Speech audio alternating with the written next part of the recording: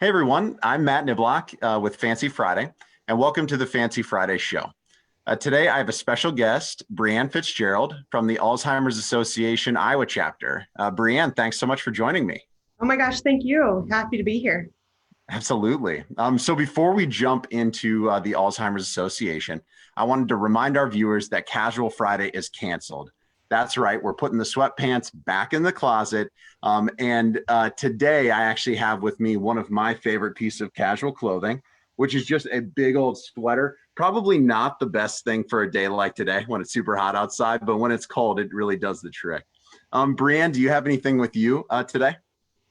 You know what I do? Actually, this shirt behind me here is an amazing shirt. And I actually have two on. I actually have this great End Alls shirt today too. But this shirt behind me is probably one of my favorites because it looks like a baseball jersey. It's really comfy. You can throw your sweatpants on, not today though, but you can throw your sweatpants on with it. And this other shirt has just been wonderful. I wear it out in public and just the LGBTQ awareness of it. I mean, people flock to it. And the great thing about the Alzheimer's Association and our gear is you can buy it online at any time at alz.org. So I always get questioned, how do I get that shirt? Or how do I get that shirt back there? And so yeah, if you want one, it's a free for all. Go buy one. Awesome. Yes, it's a sweet shirt. Both of those shirts are really cool. So yeah, everybody go online and check that out. But for today, yep, we're getting rid of some of this the casual clothing because we're going fancy. And I just want to remind everybody that you can join us on Friday as we do Fancy Friday. So back to our main topic, though, the Alzheimer's Association. So could you start by telling us what you do with the Alzheimer's Association? Yeah, absolutely. So I am the director of programming. And a lot of people are like, well, what does that mean? So I actually oversee a team of individuals in our chapter across the state. And what we're charged to do is to help provide what we call care and support to individuals and families who are going through their Alzheimer's or another dementia journey.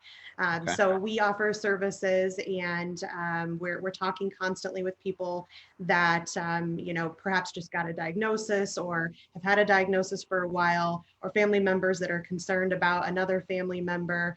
You name it, within the Alzheimer's and dementia space.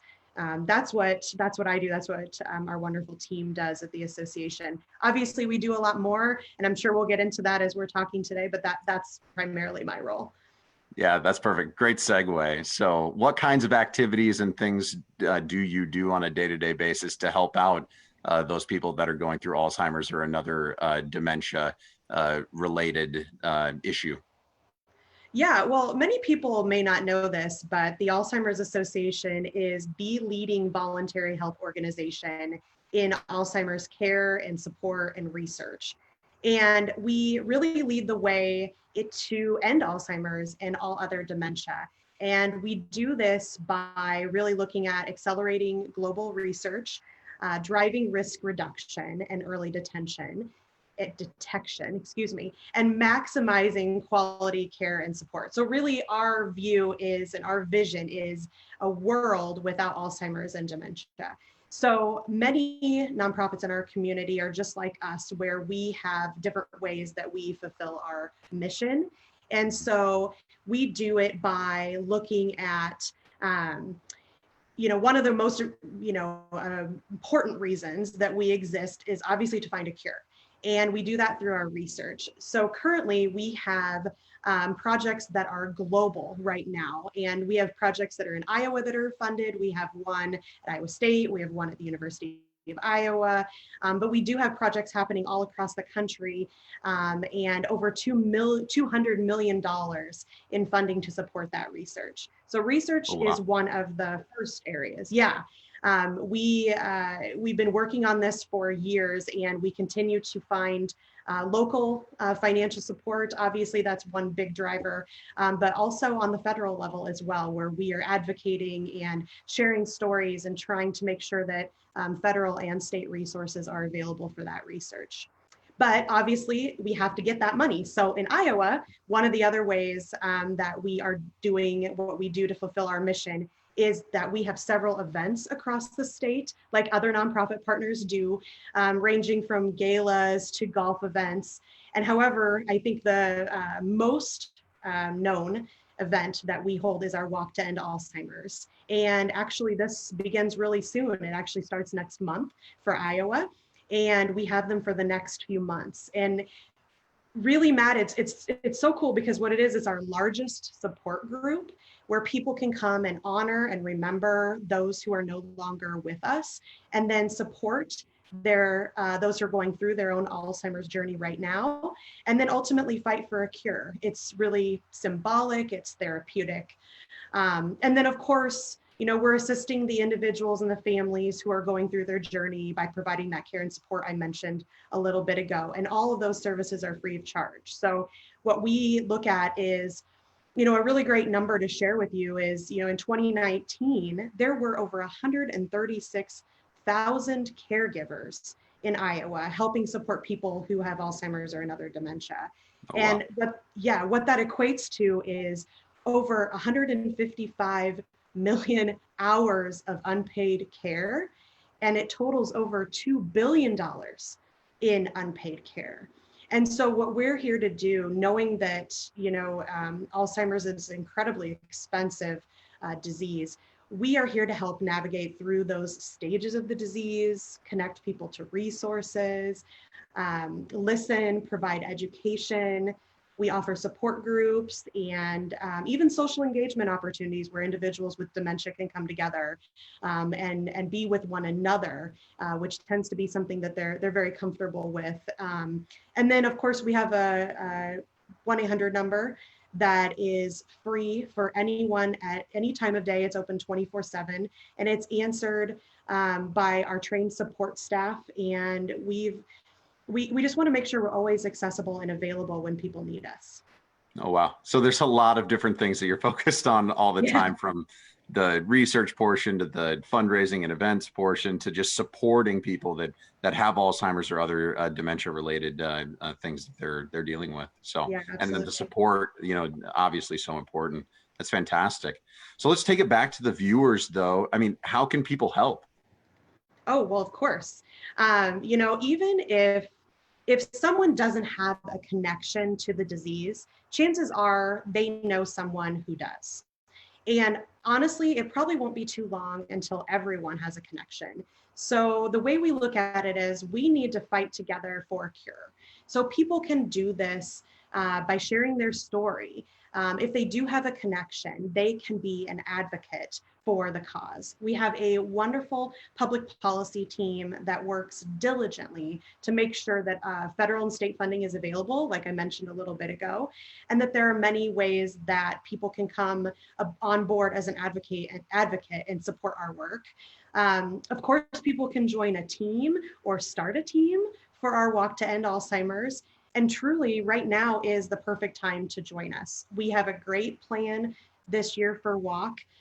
So if you're interested and you're viewing this, reach out to us and we will loop you in.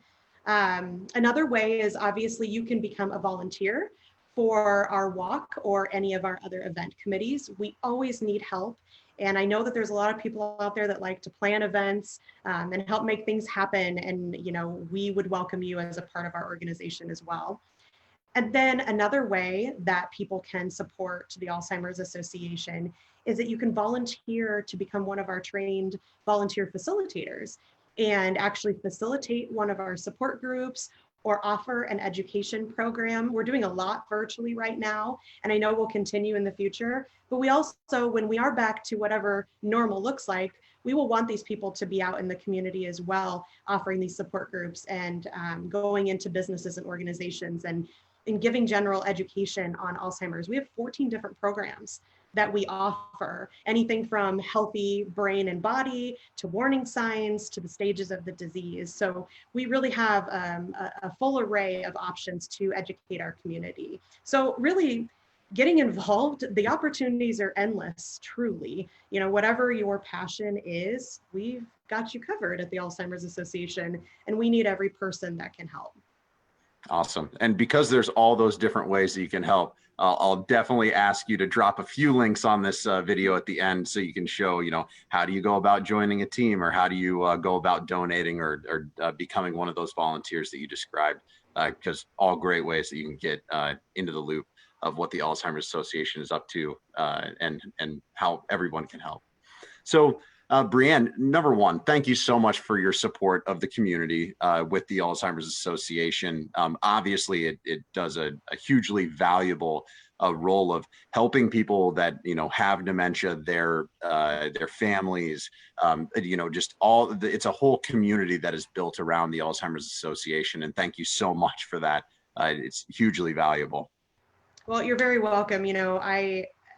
People ask, why do you work for the organization you work for? And I'll tell you that, dementia has been in our family as well. My husband's lost two of his grandparents. My stepdad lost his father. And then just before COVID hit, my stepmom actually lost her sister at the age of 56. Oh, So, wow. most people think that Alzheimer's is an older person's disease, quote unquote, but it's not. We have 66,000 Iowans right now, just over the age of 65, that have Alzheimer's or another form of dementia. And you can be diagnosed, anywhere between 40 and 65 as well. And it's a more difficult diagnosis, but it is something that can happen. And my aunt is an example of that. And so, one of the main reasons why I'm working here is obviously I want to find a cure, but I also want to make sure people realize it's not just, a disease that my grandma's just can't remember anything anymore. This is Right. this is the sixth leading cause of death in the United States, and it's a very expensive one. And by I think they were saying it'll cost over $1 trillion by mid-century for the United States to be able to continue to afford and manage the care for the individuals who will have the disease. And so someday I'd like to not have this job and not be working here, because this is something that we want to cure, we want to take care of. So I appreciate your support and those who are listening. And it's not something to be scared of, it's something to fight for, and we need to fight for that cure. Absolutely. So that's great. So before I let you go, being the Fancy Friday partner, I'm going to have you choose the jacket that I'm going to wear this week. So Awesome. I've got two different choices for you. I've got kind of the Ron Burgundy purple type of jacket. And then I've got a classic that I brought it a few times, kind of the blue flowered smoker's jacket. So which one are we going to go with this week? Well, it should be kind of obvious. I've got purple all around me. So, I think we're going to go with Ron Burgundy for you, Matt. Hey, there you go. That's a first time right there. So that's a huge win. All right. And once again, don't forget to dress up on Friday. Everybody that's watching, we're going to be going fancy and raising money for the Alzheimer's Association. So, Brianne, thanks so much for joining me. And we will call it good for now. Thank you. We appreciate the opportunity, Matt.